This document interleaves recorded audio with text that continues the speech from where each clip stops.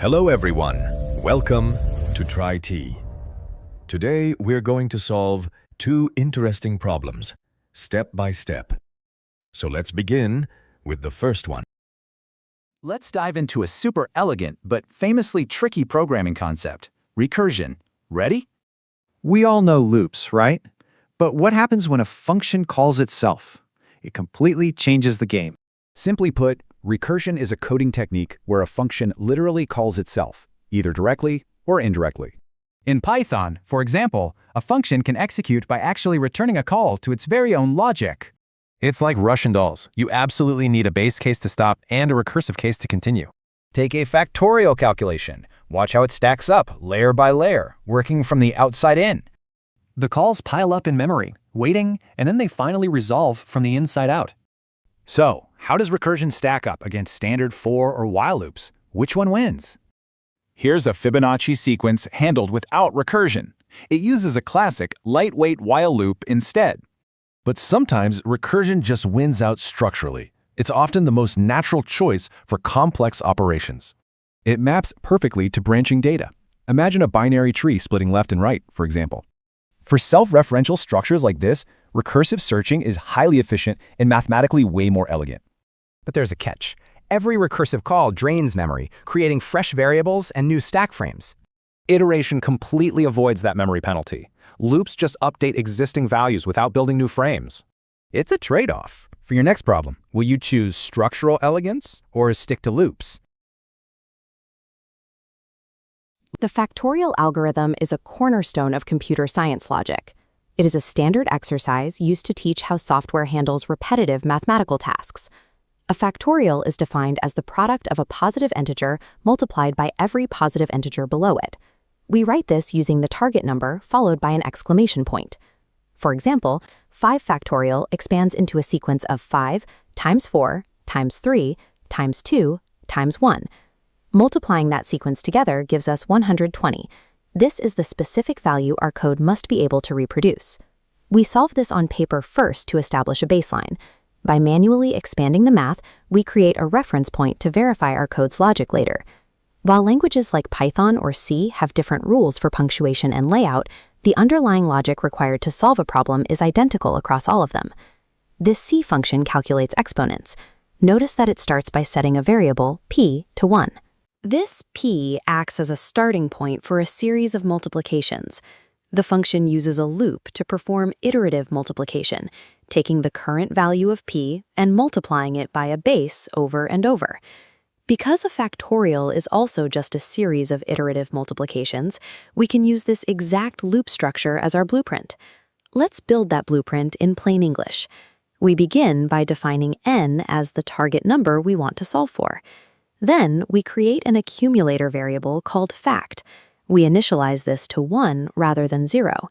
If we were to start at 0, our first multiplication would result in 0, and every subsequent step in the loop would stay at 0, breaking the calculation entirely. Our final step is the loop itself. It will run from 1 up to our target n, multiplying the current value of fact by the loop's current number in each cycle. This plan is our actual solution. Once the structural blueprint is set, the coding that follows is simply a matter of translation. To confirm our blueprint works, we'll perform a dry run using this Python implementation. We'll track the state of each variable as the computer executes the code. We'll set our target n to 4. The fact variable begins at 1 before the loop starts. In the first iteration, counter I is 1. We multiply our current fact of 1 by 1, so it remains 1.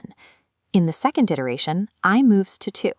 We multiply the current fact by 2, updating our accumulated total to 2. During the third iteration, I becomes 3. 3 times our total of 2 results in 6. In the final iteration, I is 4. Multiplying our current 6 by 4 brings the final value of fact to 24. This table provides concrete proof that our logic is correct.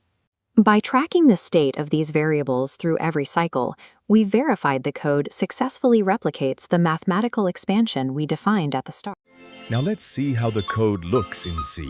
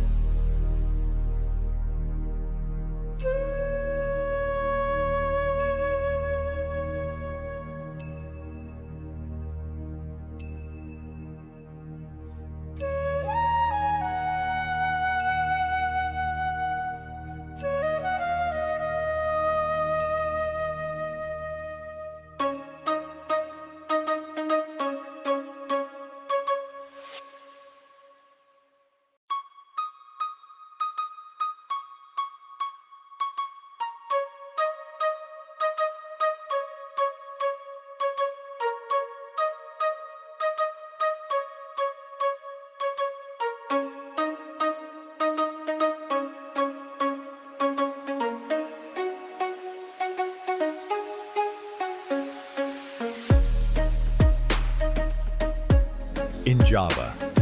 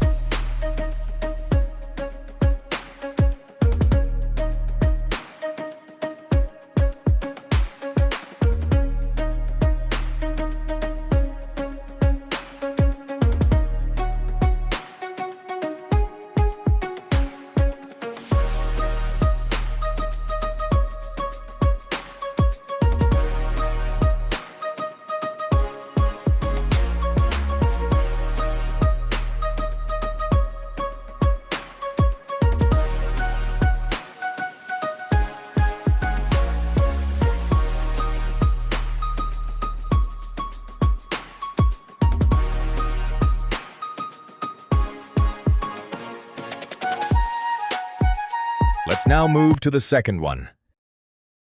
There is a sequence of numbers that appears so often in nature, it acts almost like a mathematical blueprint. It's called the Fibonacci series. The rule to build this sequence is incredibly strict. Every number is the exact mathematical sum of the two numbers immediately before it. We start with our baseline, 0 and 1. Add 0 and 1, and you get 1. Add 1 and 1, you get 2. 1 plus 2 is 3. 2 plus 3 is 5. Then 8, and the calculations stretch indefinitely. For a human mind, spotting this pattern takes only a few seconds. We intuitively understand how to keep adding the previous digits. A computer, however, has no instinct. To make a machine generate these numbers, we have to strip away our human intuition and give it highly explicit mechanical instructions. This step-by-step algorithm operates independently of any specific coding environment. Whether you eventually write this in Python, Java, or C, the structural logic remains identical. This diagram outlines our algorithm in plain English. Before we execute math, we need memory containers for our numbers. We create two variables labeled prev and next. Step 1 establishes our starting point. We initialize prev with 0 and next with 1. Step 2 requires a loop. We tell the computer how many numbers to calculate, storing that limit in a variable called n. Inside our loop is step 3. We add prev and next together, storing the result in a new variable called sum. Now we reach the primary point of friction for beginners. To calculate the next number in the sequence, we have to slide our data forward. The prev variable needs to take the value of next, and next needs to take the value of our new sum. If you do this in the wrong order, you overwrite your data before it transfers, breaking the entire chain. Take a moment right here. How do you shift the values forward without deleting the data you need for the next calculation? Pause the video and map it out. By assigning next to prev before updating next with the sum, you ensure that the required data is preserved for the next iteration. This coordination is what allows a computer to maintain a continuous sequence without manual intervention. Let's prove the logic. This diagram shows our universal code block on the left and a manual tracking table on the right. We will execute a dry run. We set our counter n to 3. On the first pass of the loop, the program hits the calculation. 0 plus 1 is 1. Our sum populates as 1. Next, the shift occurs. Prev grabs the value from next, which is 1. Then next grabs the value from sum, which is also 1. Finally, we decrease our loop counter down to 2. The loop cycles back. We calculate the sum again. 1 plus 1 is 2. The variables shift forward safely, dropping 1 into prev and 2 into next. Our counter drops to 1. On the final cycle, 1 plus 2 makes 3. The variables update one last time, and n hits 0. The target is met, and the loop terminates. Satisfied tone. Look exclusively at the sum column. 1, 2, 3. The algorithm performed as intended. We defined the math, mapped the structure in plain English, and executed a mechanical dry run using pseudocode. Because you have mastered this underlying logic, writing the actual program requires nothing more than looking up the specific sentence. Now let's see how the code looks in C.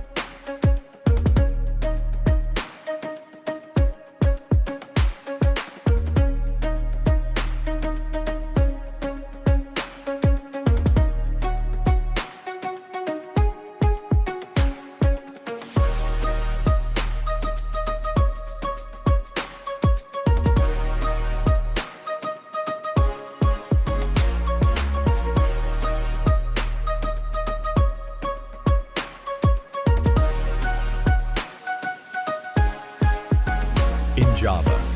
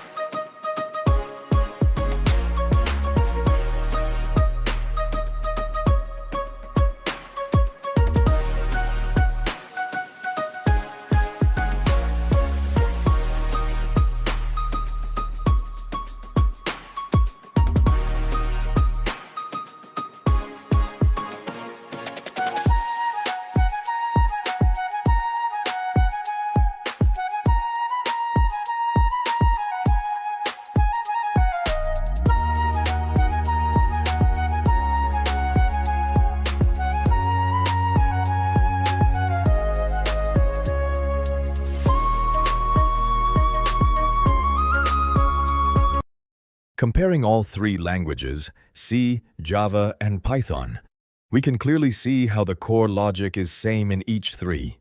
Just syntax is the one which changes.